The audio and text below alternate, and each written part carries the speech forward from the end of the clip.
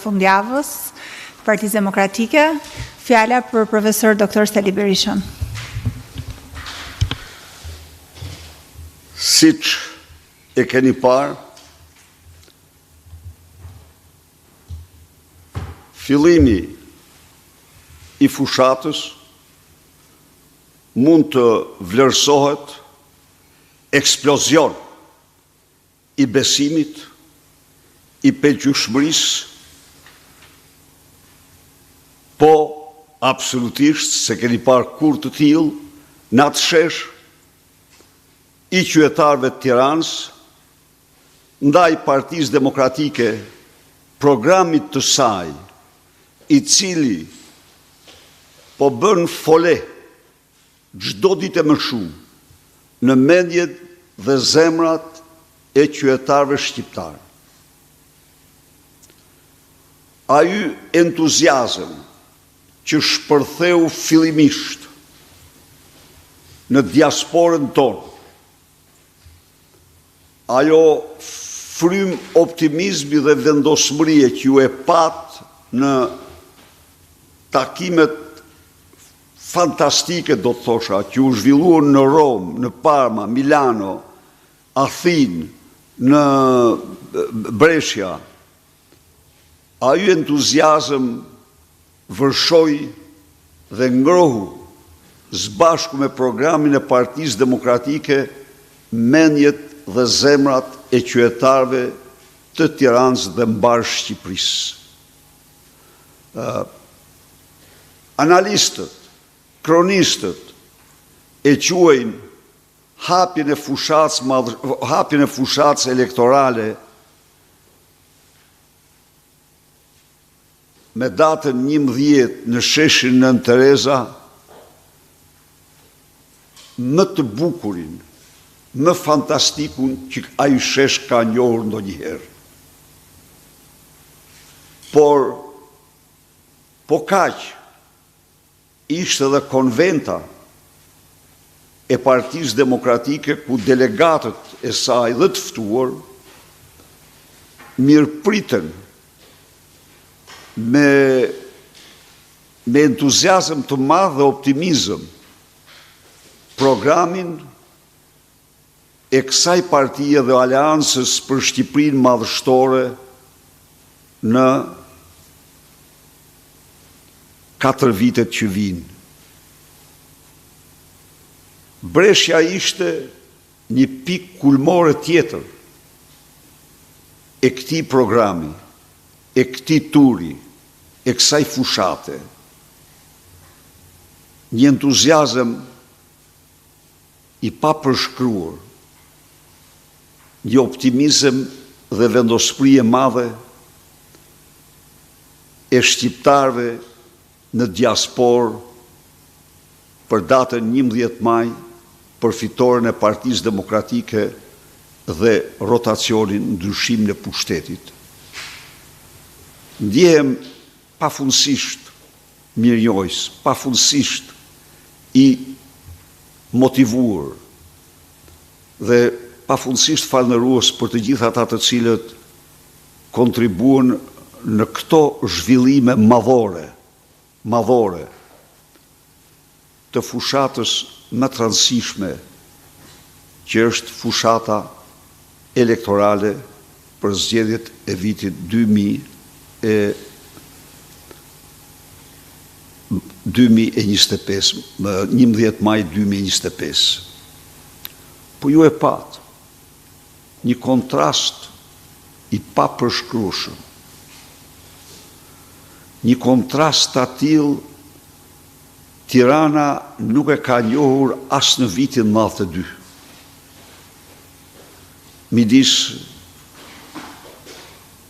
Midis hapjes së Partisë Demokratike dhe asaj ceremonie qesharako parodike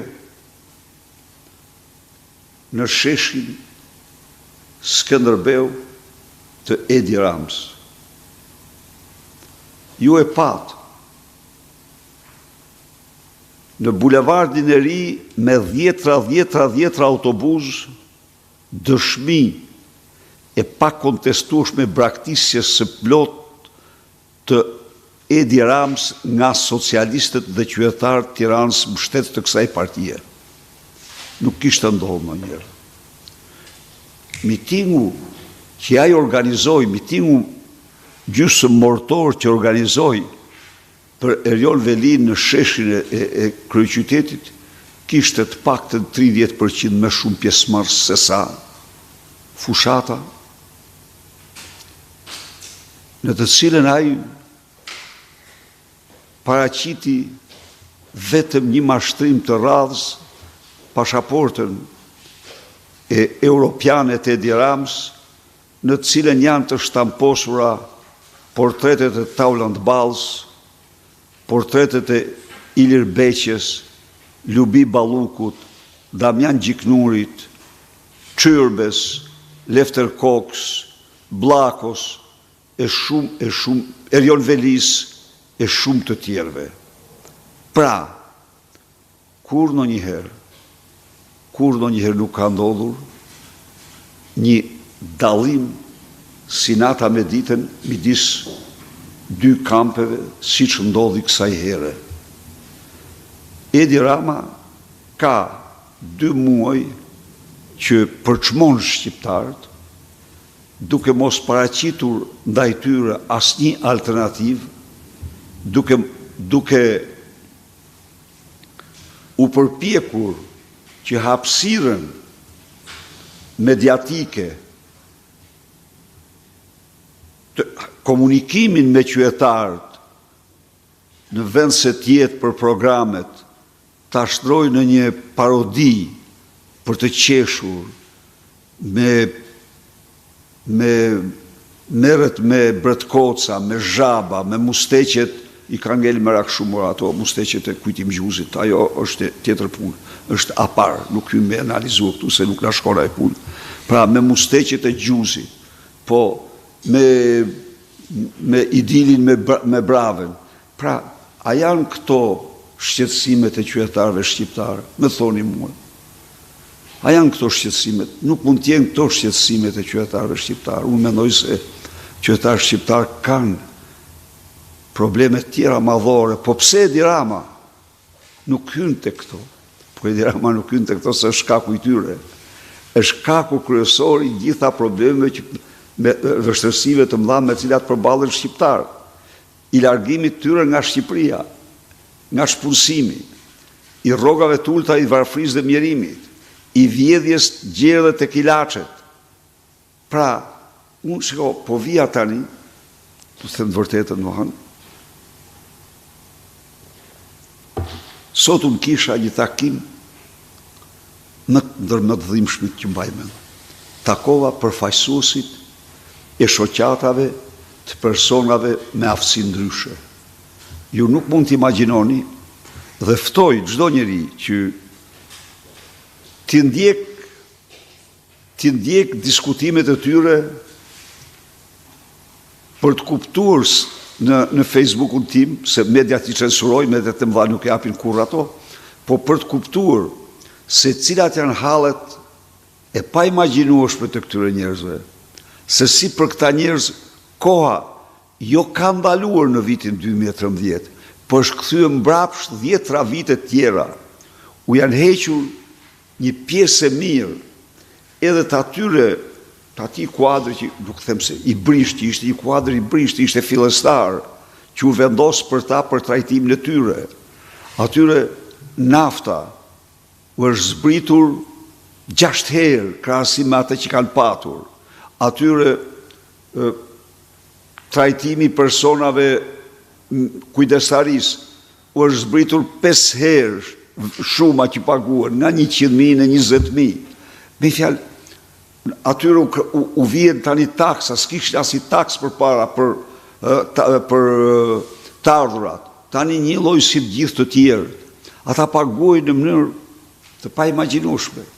Dogana 140% të çmimit me të cilën blejnë gjërat më të domosdoshme jetike pas operacioneve të ndryshme që kanë bërë. Nuk mund të ketë një politikë më të pamëshirë se kjo.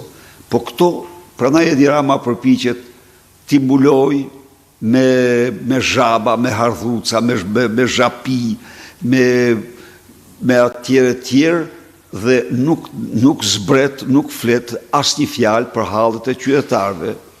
Prandaj ka bllokuar studiot televizive, nuk del në debate as vetë, as me përfaqësuesit e tij.